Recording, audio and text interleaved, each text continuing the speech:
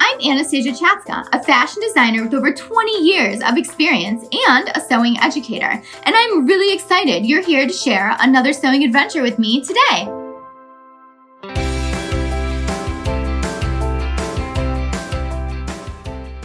Welcome to Sewing Anastasia, and today we're going to go over cutting out fabric on the bias. What is the bias and why is it important, and how do I follow the grain line on a bias?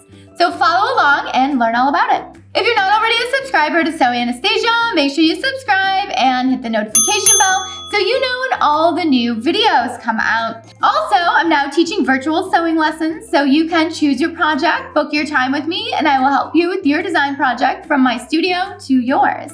Information for that is going to be down below, or you can visit sewinganastasia.com.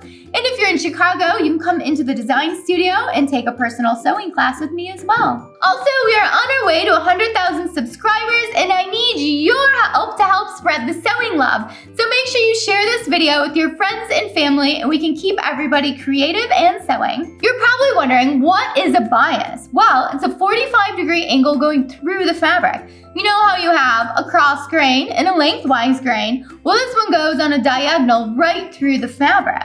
And what happens when you place a grain line on the bias of a fabric? It actually gets stretchy, and your fabric's going to stretch even if it's a plain weave. So you're going to pull it crosswise and lengthwise, and it's not going to stretch. But then you're going to pull it on the bias, and it's going to stretch. It's the craziest thing. It's so cool. This is why woven bias cut gowns wrap and hug your body so nicely, because they're stretching around your body without having any stretch in the fabric. So let me show you what I mean by that.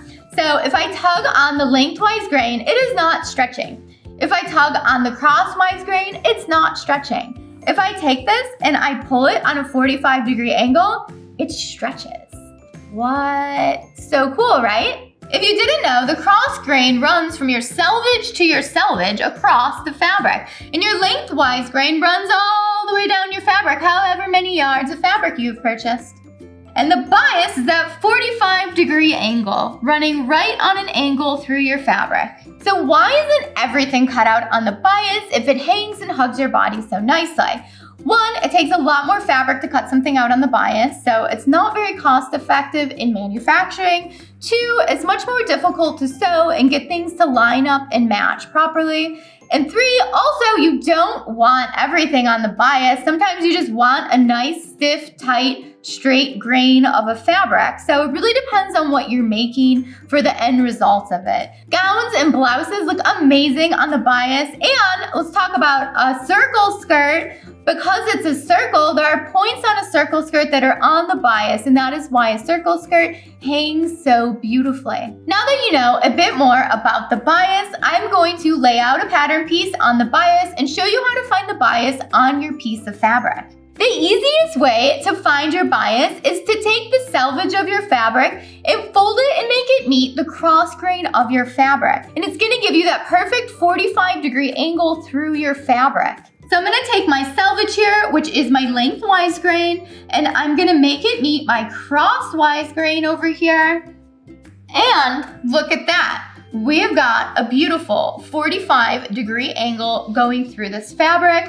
And check it out. It now stretches. So let's say we're cutting out something on fold, and normally you would take your selvages and meet them together, and you would end up with a fold going through your lengthwise grain. But our new on fold is going to be this 45-degree angle. So I have a pattern piece here, and our on fold is right here. So that means it needs to go on that 45-degree angle that we've created.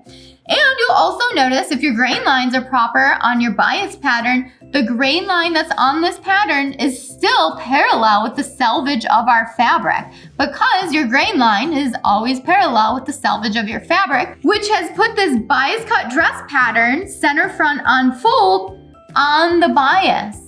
I've taken my quilting ruler and I have the 45-degree angle on this fold that we've created. And you'll notice that our grain lines are still being followed because the ruler is straight and our grain line is over here straight with the selvage, because your selvage and your grain line are always parallel. To demonstrate, I'm gonna go ahead and cut out this pattern piece on a woven fabric, and we're gonna see how much it stretches on a plain weave woven fabric. Get ready to have your mind blown.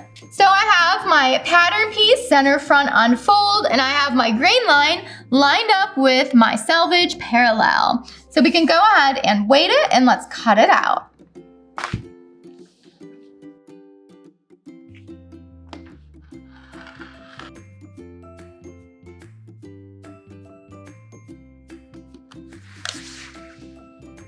So here's that center front of the gown, and if we take it and pull it, you'll notice how it stretches. So cool. And this is a woven fabric. And so you can see that straight grain in the fabric here, and if we pull that, there is no stretch to that at all. So that, my friend, is how you lay something on the bias, what a bias is, and why it's so amazing, and it just hugs your body and drapes so nicely.